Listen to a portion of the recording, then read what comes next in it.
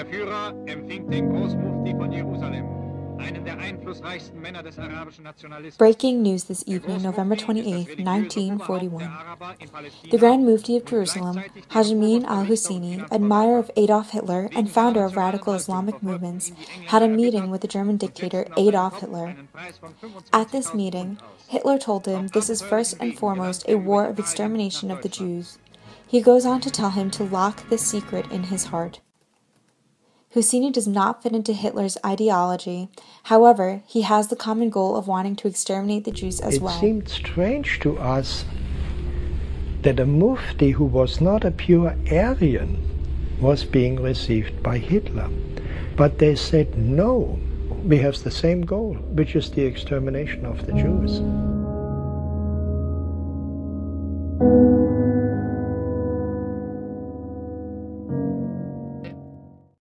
The Mufti is said to have a group of soldiers, one of which is called the Hansar Division.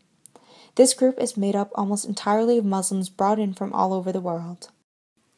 Under the Grand Mufti's ruling, many Jewish synagogues and temples were attacked, similar to what was happening in Germany at the time. The Mufti was sent to the Balkans, where he raised a Bosnian Muslim SS division.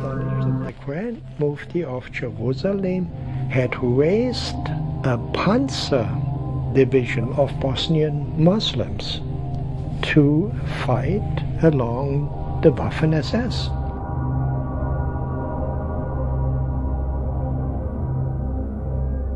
The fanatic Muslim world and Hitler both agreed that no ideology can exist beyond theirs. It's all-encompassing. Juni 1941. Die Wehrmacht greift die Sowjetunion an. Für Hitler das Zentrum der jüdisch-bolschewistischen Weltverschwörung. Von hier aus will er weiter vorstoßen bis in den Nahen Osten. Der Führer empfing den Großmufti von Jerusalem, einen der einflussreichsten Männer des arabischen Nationalismus. Hier in der Reichskanzlei beginnt eine jahrelange Zusammenarbeit von Hitler und dem Großmufti. Die muslimischen SS-Soldaten sollen auf nationalsozialistischen Kurs gebracht werden. Zu Schulungszwecken kommen sie nach Potsdam.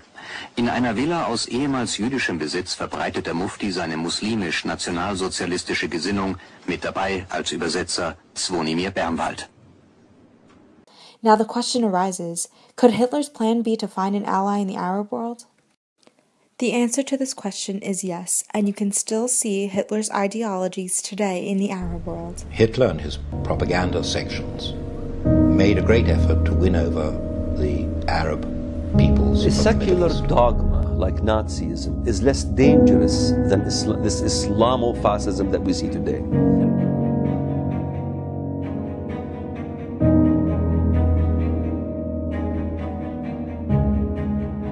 Less dangerous because Islamofascism has a religious twist to it. It says God the Almighty ordered you to do this, not the Führer, you know. So it is way more dangerous. It's trying to grow itself in 55 Muslim states. So potentially you could have a success rate of several Nazi Germanies if these people get their way. People will never be safe. Remove your government. They don't care about you. Hitler's gone and dead. The German people are not the Nazis of 1944, but the Muslims have never wavered in their goal, which really is, if they possibly could, to kill all of the Jews. I'm convinced of that.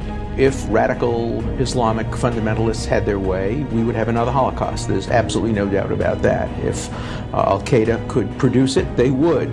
But what begins with the Jews never ends with the Jews, as the West and Europe in particular is slowly but surely